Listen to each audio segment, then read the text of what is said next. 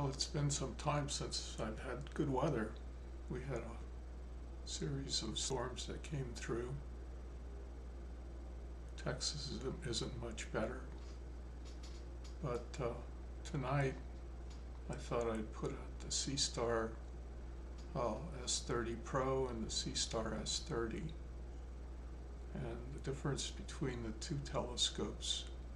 The S30 has an IMX 662. It's 2.1 megapixel. The pixel is 2.9 micrometer, and it's a 30 millimeter aperture, 150 millimeter focal length for a focal ratio of f/5. Resolution is 3.99 arcseconds per pixel. Now the C-Star S30 Pro uses an IMX 585, which is a very good chip sensor, and it has 8.3 megapixel. Its pixels are 2.9 micrometer. The aperture is 30 millimeters. The focal length, however, is 160 millimeters, giving you a focal ratio of f/5.3. The resolution is 3.75 arcseconds per pixel. So you get a much higher field of view, which you'll see. I'll show the comparison. I've got both scopes running, Key Head Nebula, and so you can tell that the field of view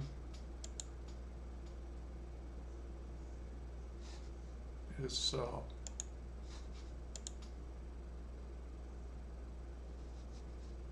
much different. The one on the left is the S30, one on the right is the S30 Pro.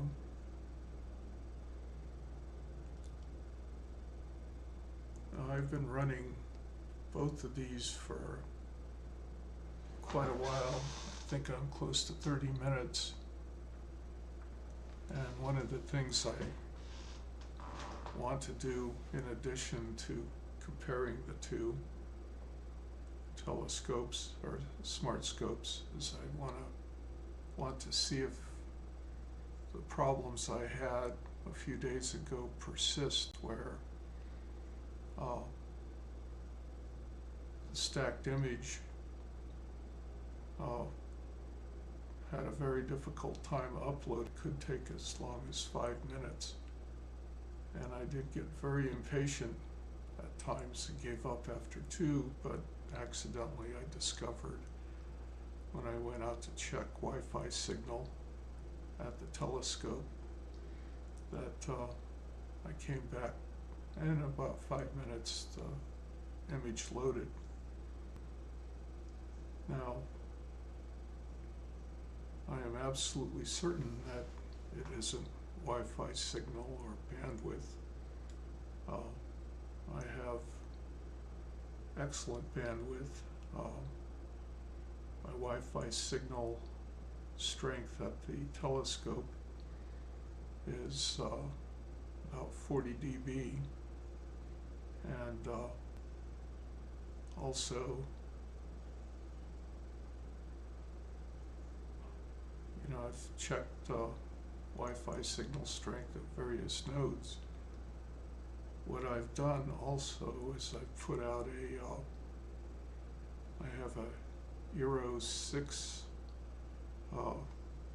system in my house, and basically I've extended it to the outdoors, so there's an Euro 6 sitting right in between the two telescopes. And that means that I'm not really going to have any difficulties with regard to data transfer. So I boiled this down to a software problem. I've noticed I had similar issues with the S50 and some of my past videos, and if you've been watching, you probably have noticed that the upload time was quite long for the S50. I haven't really tested out the S recently. The last time I used it was probably before Christmas, but I believe that problem is generic to software update on the C-Star, and right now we've got images. You can see they're both working. I'm going to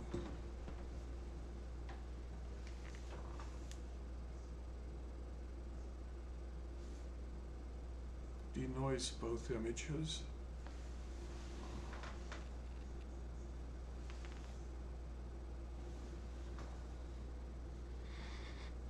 And what I hope to do is, well, I will get a good look at how these images compare once denoised. And then I will stop the session, and then I'll try a different target. And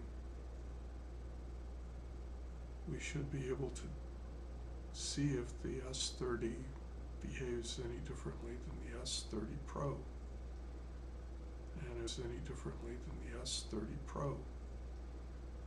And if my theory about a glitch in the upgrade or updated software is true, we'll see an issue with the S30 as well.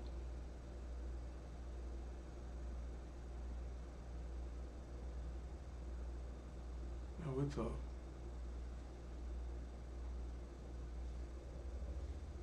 as you can see, the field of view for the S30 Pro is quite good, and we can just look at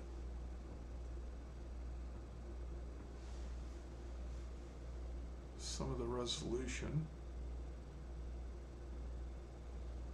I think this is of interest. Resolution on is very similar, just as you would expect, given that the S30 has a resolution of 3.99 arcseconds per pixel, and the S30 Pro is 3.75. So that looks very similar. Field of view is quite different, as you can see, but if we look at stars in the corners,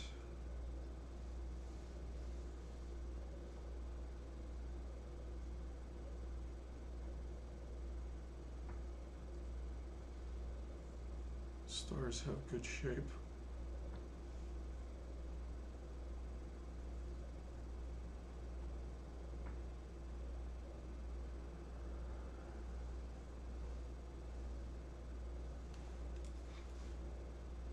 Now the C-Star does have these rudimentary controls that can do brightness,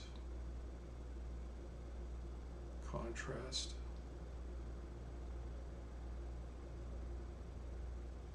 can adjust saturation a little bit.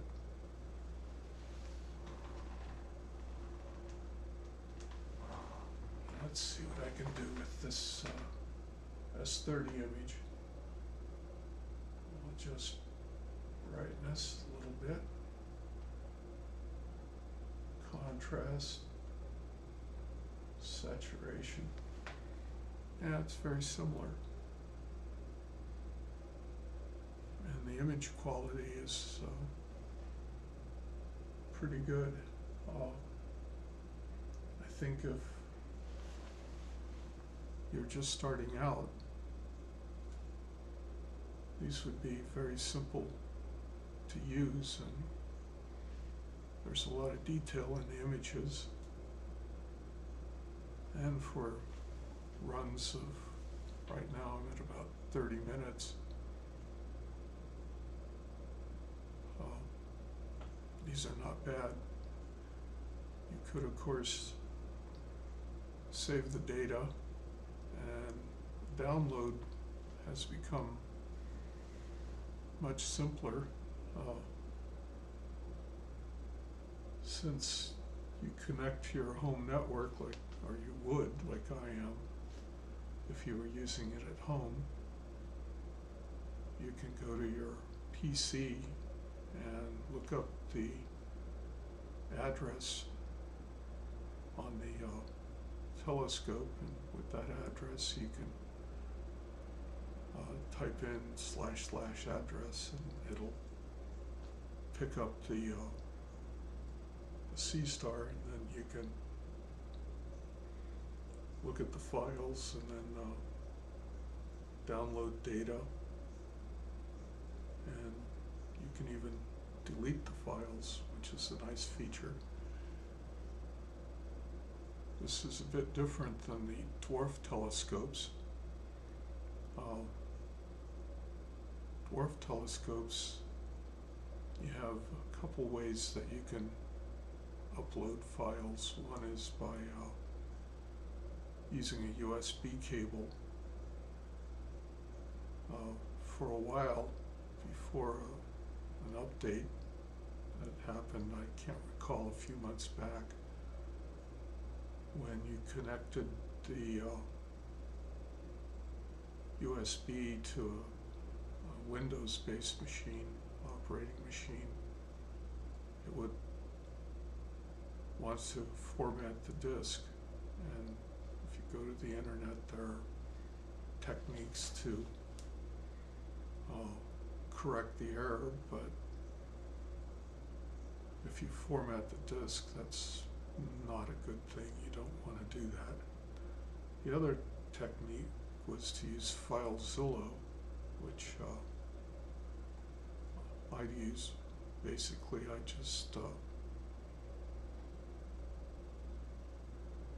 use FileZilla, connect to the C star, and then I could load the files onto my PC. The thing you cannot do with FileZilla is you cannot erase the dwarf's files. The only way that you can do that is if you connect with USB. I never had issues using a Macintosh and the dwarf. Macintosh would always recognize the dwarf USB drive, and I had no issues there. I could always download. But the only quirk that I had with it is when you erased files and you essentially put them in the trash on a Mac. If you don't empty the trash, the dwarf retains the files. And I found that out the hard way when my drive started to get clogged up. And I wondered why the files hadn't erased. And then I did some troubleshooting, and the problem was that I didn't empty the trash in the Mac. So you have to do that if you want to get rid of files with the dwarf. But with the C star, if you connect by USB and trash the files, there are no issues. It trashes the files. So, each scope does have a quirk, but since this update a few months back,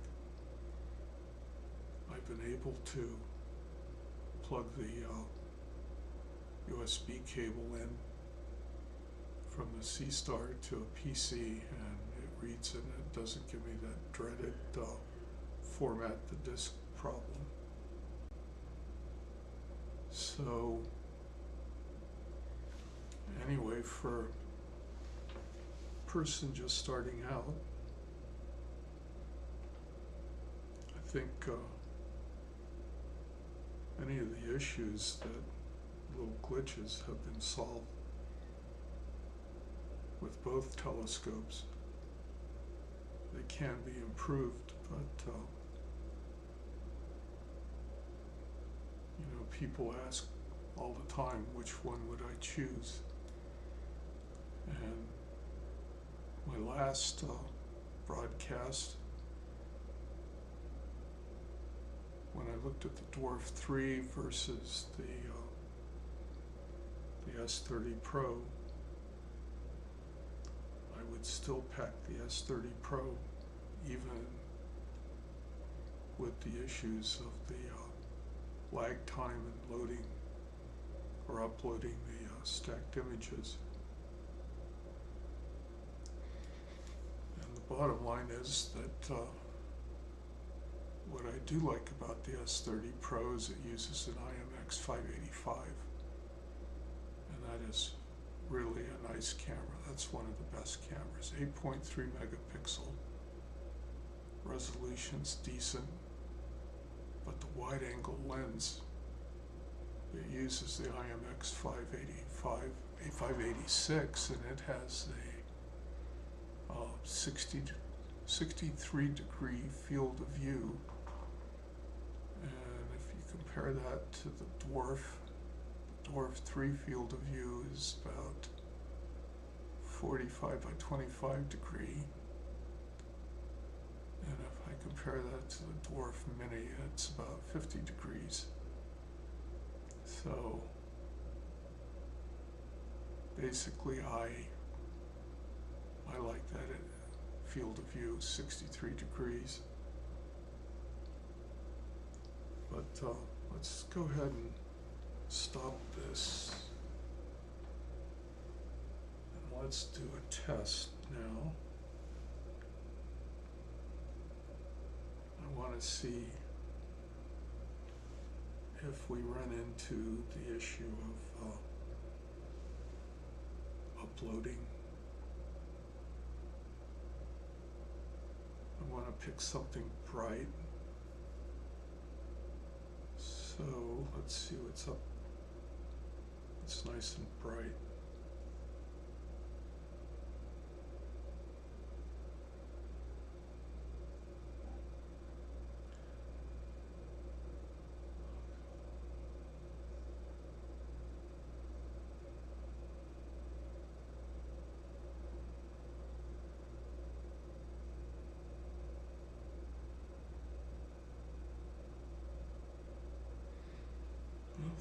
Flaming star nebulas,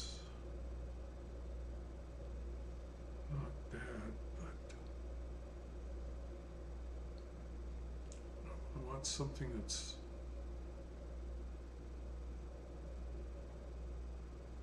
a little bit bigger and as bright. I was hoping we had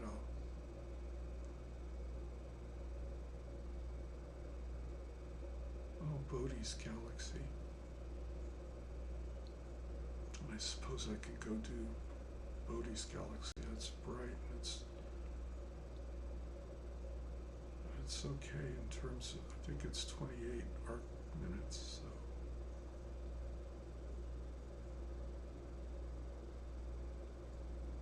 A repeating fast radio burst.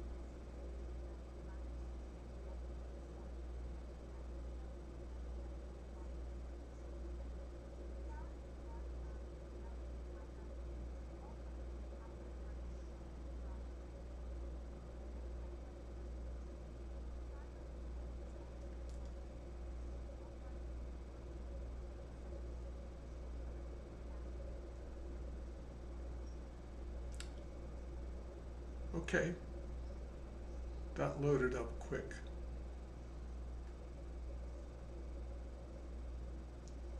So both telescopes had less than a second before it uploaded the stacked image.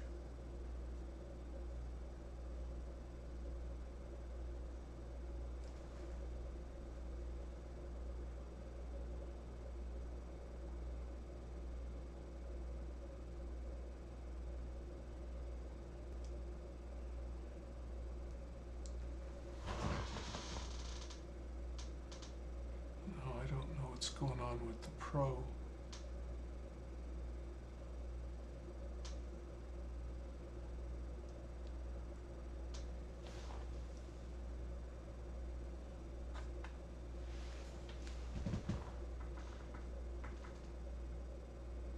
That looks like the image is blocked somehow. Oh, there it is. Okay, I was wrong. It took over a minute and 30 seconds for the S30 Pro to upload a stacked image, whereas the S30 took less than a second. So something is going on. I know I've had a comment about the S30 Pro. I can't recall, it was on my last broadcast, but the comment came afterwards. I think it just came out today. And that individual was having issues with the S30 Pro. He was troubleshooting it with the support staff at CWO,